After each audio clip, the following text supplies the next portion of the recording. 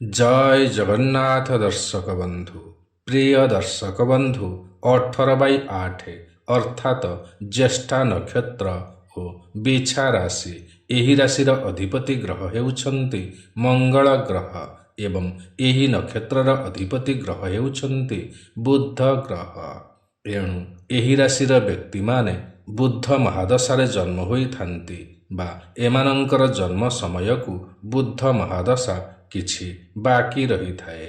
ଏଥିପାଇଁ ଏହି ରାଶିର ବ୍ୟକ୍ତିମାନଙ୍କ ଉପରେ ମଙ୍ଗଳ ଓ ବୁଧଙ୍କର ପ୍ରଭାବ ଜୀବନ ସାରା ରହିଥାଏ।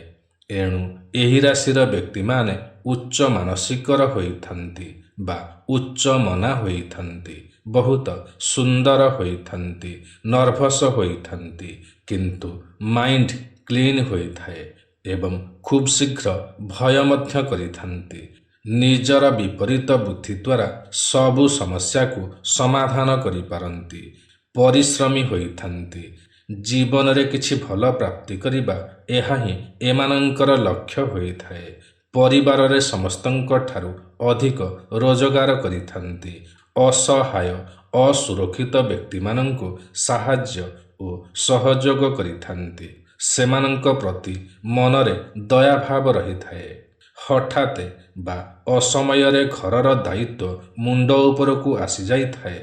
ନୂତନ ବନ୍ଧୁ ବନାଇବାରେ ମାହିର ହୋଇଥାନ୍ତି। ଭଲ କଳାକାର ମଧ୍ୟ ହୋଇଥାନ୍ତି।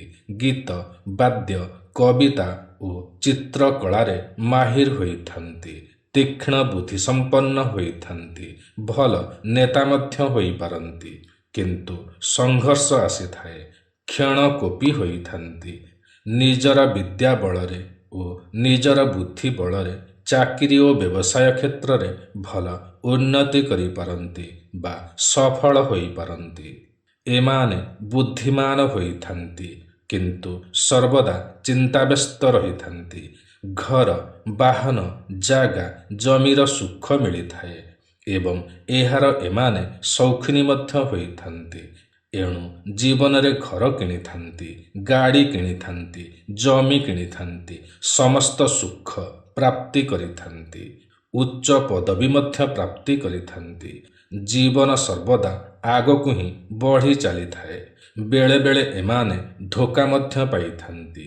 ପାରିବାରିକ ଜୀବନ ବହୁତ ବଢ଼ିଆ ହୋଇଥାଏ, ସୁଖରେ ବିତିଥାଏ, ଖୁସିରେ ବିତିଥାଏ।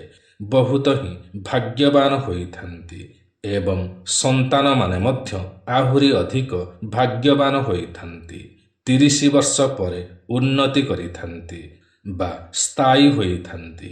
ଏହି ରାଶିର ବ୍ୟକ୍ତିମାନେ ଚତୁଷ୍ପଦର ହୋଇଥାନ୍ତି, ରାକ୍ଷସ ଗଣର ହୋଇଥାନ୍ତି, ଭୋଗୀ ହୋଇଥାନ୍ତି, ଆରମ୍ଭବନ୍ତ ହୋଇଥାନ୍ତି ବା ସମସ୍ତ କାର୍ଯ୍ୟରେ ଆଗତୁରା ହୋଇଥାନ୍ତି, ବକ୍ତା ହୋଇଥାନ୍ତି, କ୍ଷୁଧାତୁର ହୋଇଥାନ୍ତି। ମାଛ ମାଂସରେ ଶ୍ରଦ୍ଧା ରହିଥାଏ। ଭଲ ମନ୍ଦ ଖାଇବାରେ ସର୍ବଦା ଇଚ୍ଛା ରହିଥାଏ। କାହାରି କାହାରି 3ଟି ଭାର୍ଯ୍ୟା ହୋଇଥାନ୍ତି, କିନ୍ତୁ ଅଳ୍ପ ପୁତ୍ର ହୋଇଥାନ୍ତି, ଅଧିକ କନ୍ୟା ହୋଇଥାନ୍ତି।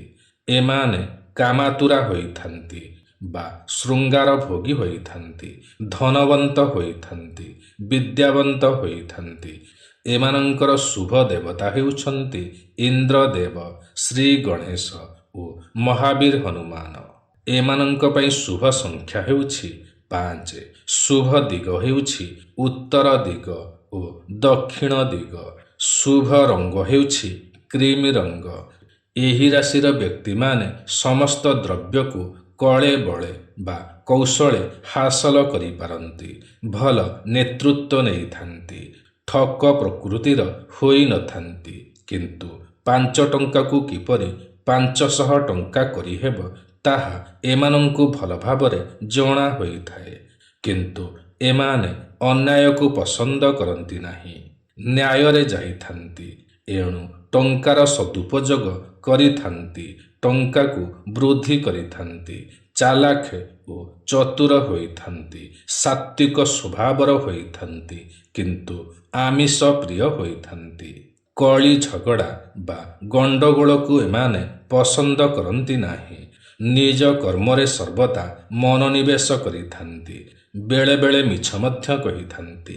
ଏମାନଙ୍କର ଦାନ୍ତ ସମାନ ହୋଇଥାଏ, ସୁନ୍ଦର ହୋଇଥାଏ। ଏମାନେ ଦାନୀ ହୋଇଥାନ୍ତି, କିନ୍ତୁ ଯାହାକୁ କିଛି ବି ଦିଅନ୍ତି ବହୁତ ଭାବି ଚିନ୍ତିକି ହିଁ ଦେଇଥାନ୍ତି। ଭଲ ଖାଇବାକୁ, ଭଲ ପିନ୍ଧିବାକୁ ପସନ୍ଦ କରିଥାନ୍ତି। ଚଞ୍ଚଳ ସ୍ୱଭାବର ହୋଇଥାନ୍ତି।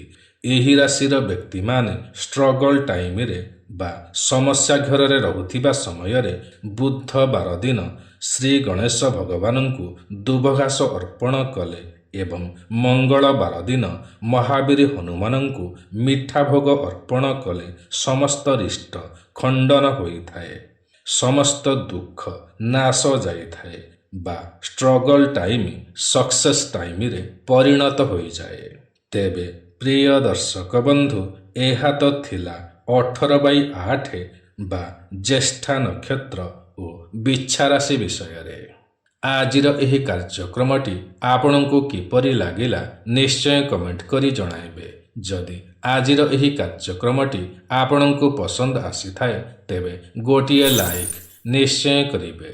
ଯଦି ଆପଣ ଆମର ଏହି ୟୁଟ୍ୟୁବ୍ ଚ୍ୟାନେଲ ଓଡ଼ିଆ ଜ୍ଞାନସାଗରରେ ନୂଆ ଅଟନ୍ତି ଏବଂ ଏଯାଏଁ ସବସ୍କ୍ରାଇବ୍ କରିନାହାନ୍ତି ତ ତୁରନ୍ତ ସବସ୍କ୍ରାଇବ୍ କରିନିଅନ୍ତୁ, କାରଣ ଆମର ଏହି ୟୁଟ୍ୟୁବ୍ ଚ୍ୟାନେଲରେ ଏହିପରି ଭଲ ଭଲ ଭିଡ଼ିଓମାନ ସର୍ବଦା ଅପଲୋଡ଼ କରାଯାଇଥାଏ, ଯାହାକି ଆପଣଙ୍କର ଜ୍ଞାନର ସୀମାକୁ ବଢ଼ାଇଥାଏ।